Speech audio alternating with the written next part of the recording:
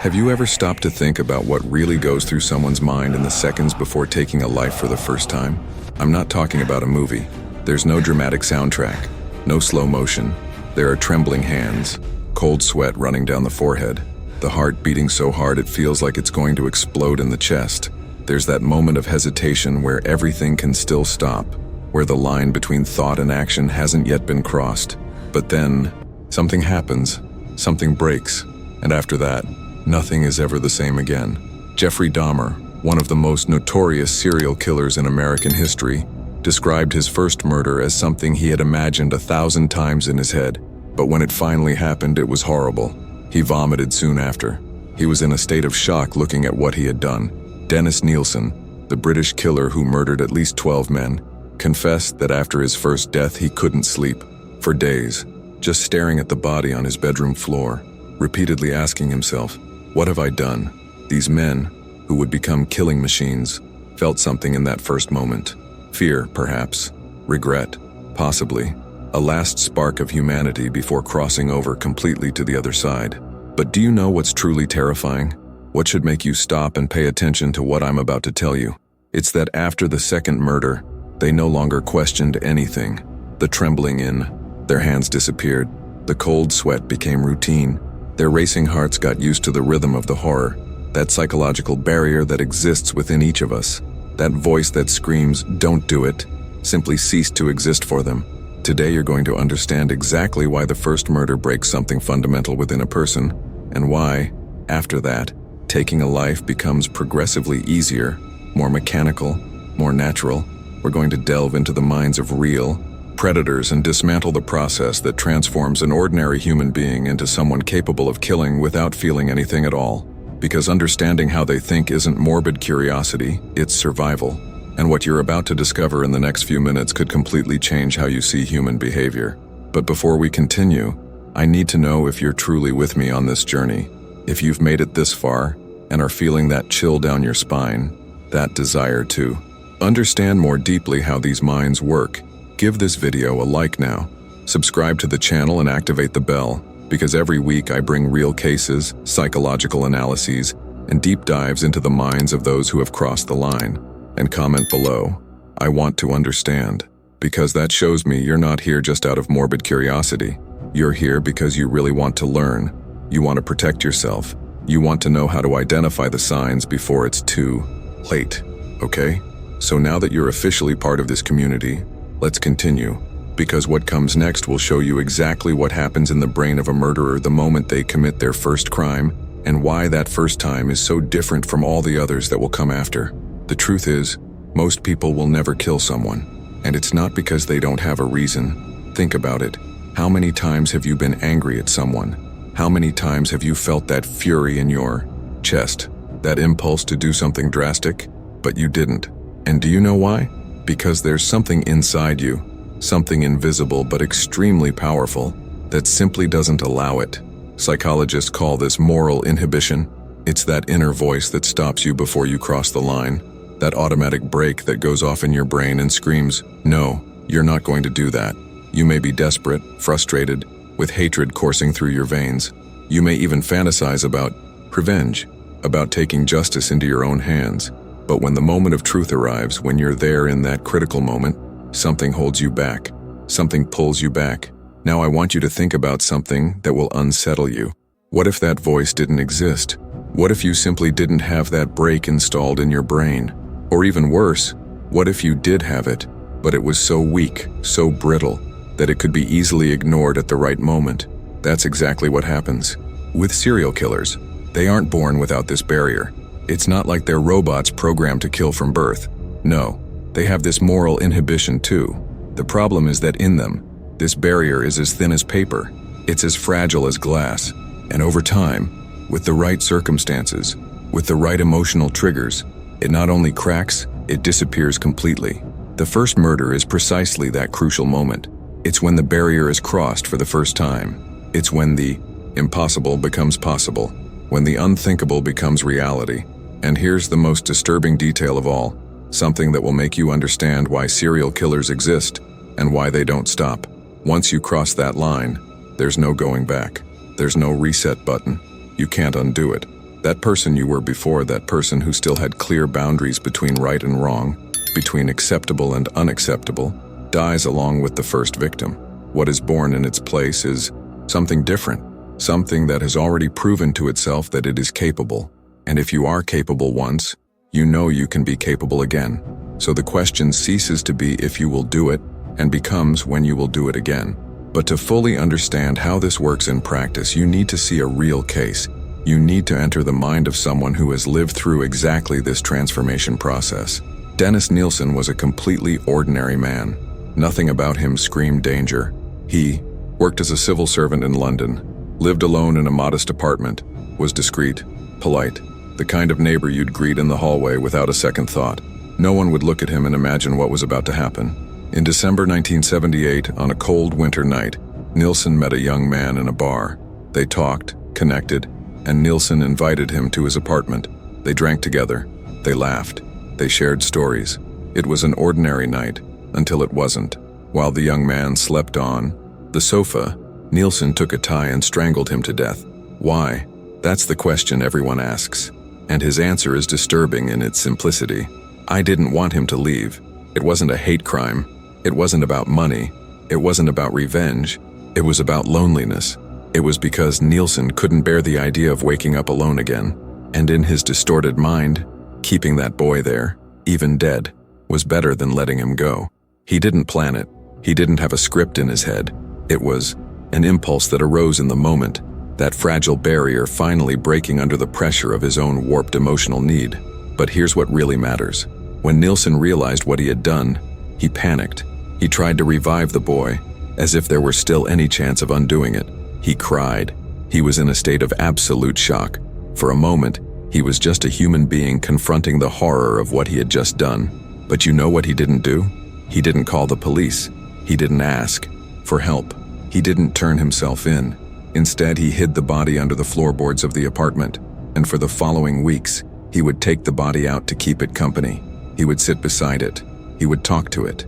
He pretended it was normal. This is the most important detail you need to understand about this case. Nielsen did feel something, yes. He felt fear, confusion, self-loathing, but he didn't feel enough remorse to stop. He didn't feel enough guilt to turn himself in. He didn't feel enough horror to never do it again.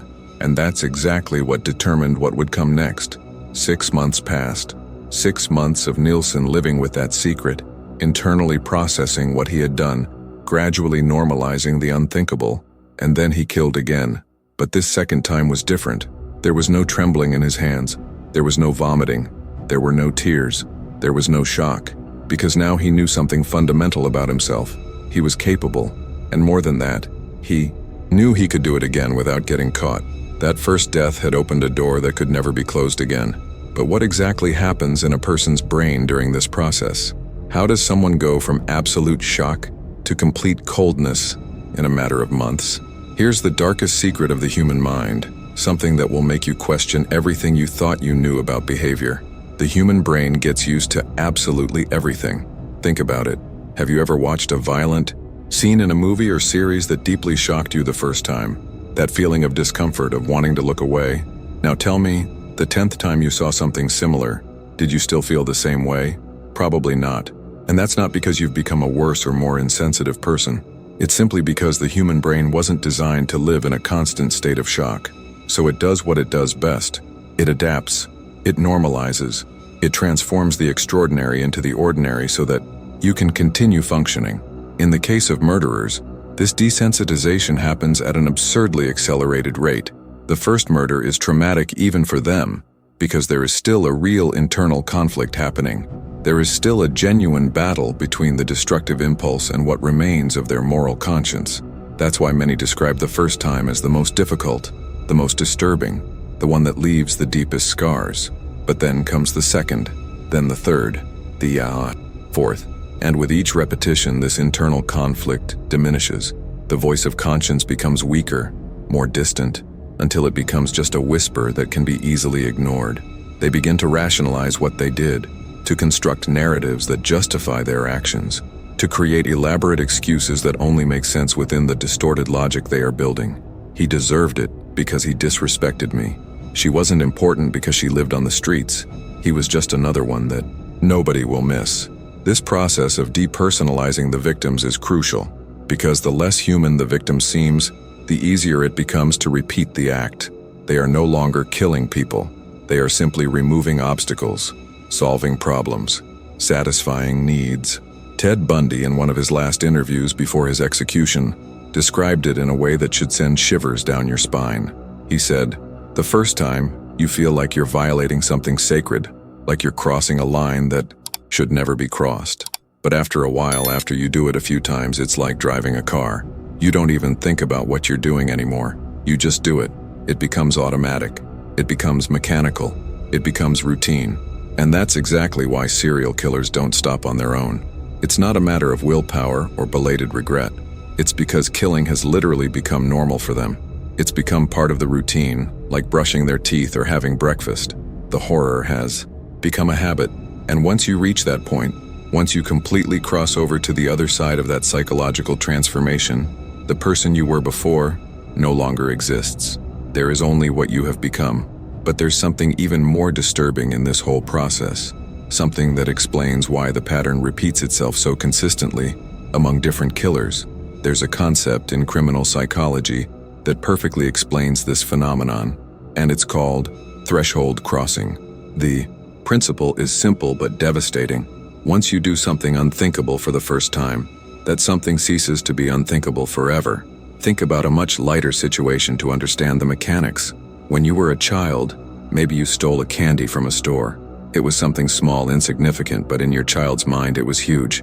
You were nervous, afraid of being caught, but then you did it. You put it in your pocket. You left the store. Nobody saw. Nobody caught you. And at that moment, something changed in your perception. You realized, I can do this.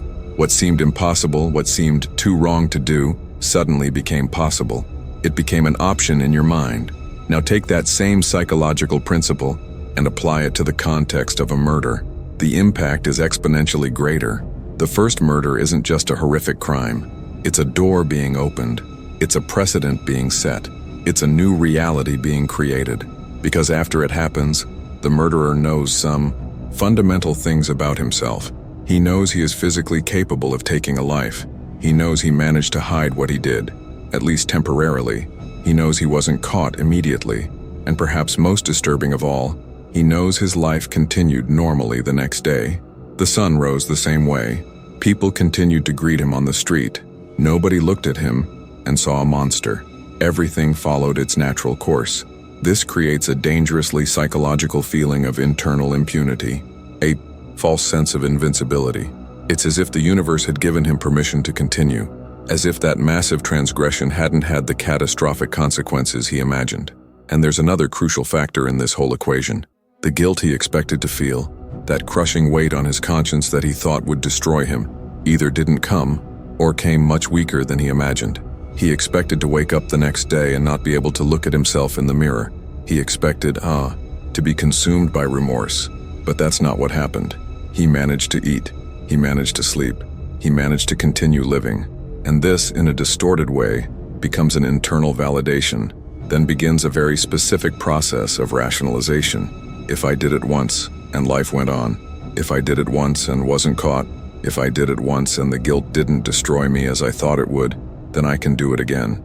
And it is precisely at this moment, in this silent and dark conclusion, that a serial killer is born. It's not at the moment of the first crime.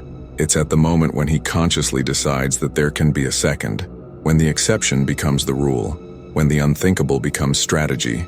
But as the murders are repeated, as the number of victims increases, something even more frightening begins to happen to the psychology of these people. At the end of a serial killer's trajectory, when you look at the last murders he committed before being caught, something becomes brutally clear. Killing is no longer an act of rage. It's no longer about desire or uncontrolled impulse. It has become a procedure. It has become a technique. It has become a method. They develop extremely specific patterns, almost as if they were following an instruction manual they wrote themselves. They create detailed rituals that they repeat with surgical precision. And the most disturbing comparison I can make is this. It's like a butcher cutting meat every day at work. There's no drama. There's no emotion involved. There's no butterflies in the stomach or that adrenaline rush. It's just work. It's just another day in the routine. Andrei Chikatilo, the Russian maniac who confessed to killing 52 people over 12 years, said something in an interview that should make you stop and really process the level of coldness we're talking about here. He said, "After a while, I didn't even feel anything anymore when I killed. It was like pressing a button. I just did it and moved on." Can you understand how disturbing that is? Taking the life of another human being, something that should be the most extreme, most violating, most impactful act a person can commit, became so mundane, so automatic, that it literally became boring for him. And here's an interesting paradox that happens with most serial killers. Many of them are eventually caught, right? But it's rarely because they felt remorse and turned themselves in. It's not because their conscience bothered them and they decided to stop. It's because they became careless, because they completely lost their fear, because they lost that basic sense of self-preservation that kept them cautious in the beginning. They start taking more and more risks, making increasingly daring choices, leaving increasingly obvious traces. And why? Because now they no longer feel anything about the act itself. The emotion is gone. The satisfaction has diminished. So they start looking for something new, something more intense, something that brings back that feeling they had the first few times. That's why you see so many cases of serial killers who start deliberately leaving clues, who provoke the police with messages, who want media attention, who seek attention in an increasingly explicit way.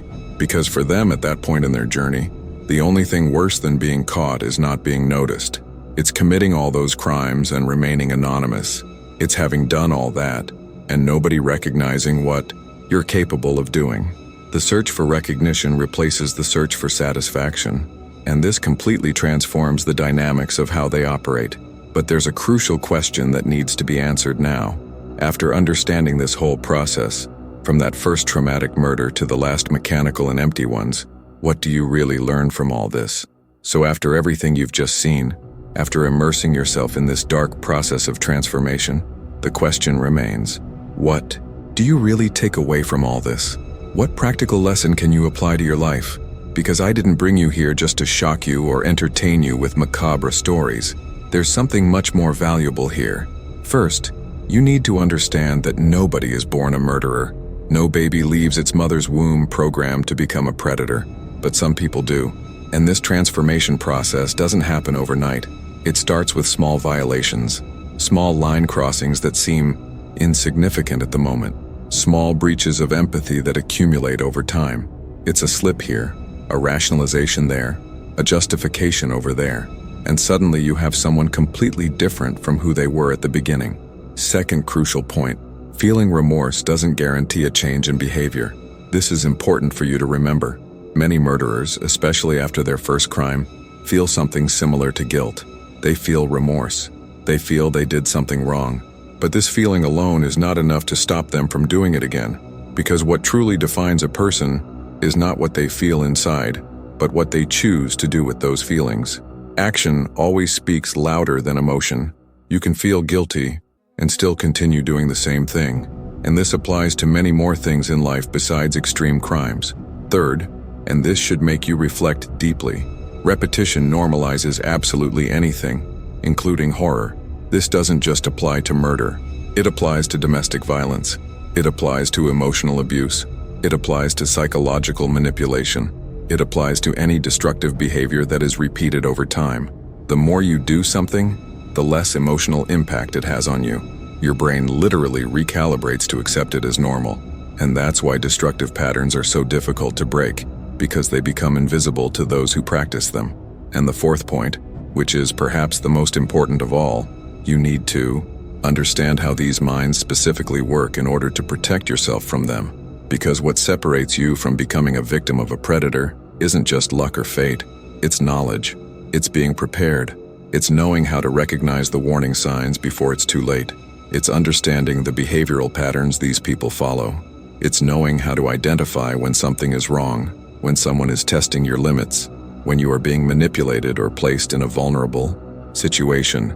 The first murder is the hardest because there is still a remnant of humanity fighting against the impulse. The last murder has none of that left. It's empty, it's mechanical, it's cold, and what this teaches you is that these people don't stop on their own. They need to be stopped, whether by justice, by society, or by someone who recognized the signs in time. And the more you know about how predators think, about how manipulators operate, about how dangerous minds work, the more prepared you will be to protect yourself and those you love. Because knowledge in this case isn't just power, it's literally survival. If you've made it this far with me, if you've truly absorbed everything I've shown you in this video, you're no longer the same person you were when you clicked to watch. You now have a deeper understanding of how predators operate, and that makes you safer in the real world. If this content resonated with you, subscribe to the channel now, because every week I bring you analyses like this, dismantling real cases, getting inside the minds of criminals, showing you the psychological aspects that no one else explains in this way, and comment below, knowledge is protection. That way I know you truly understood the message, that you're here for the right reasons. Leave a like too, because that helps more people find this type of content and protect themselves better. There's a video here that perfectly complements this topic, showing how to identify signs of predatory behavior before it's too late. Click and continue with me there, because this journey is just beginning.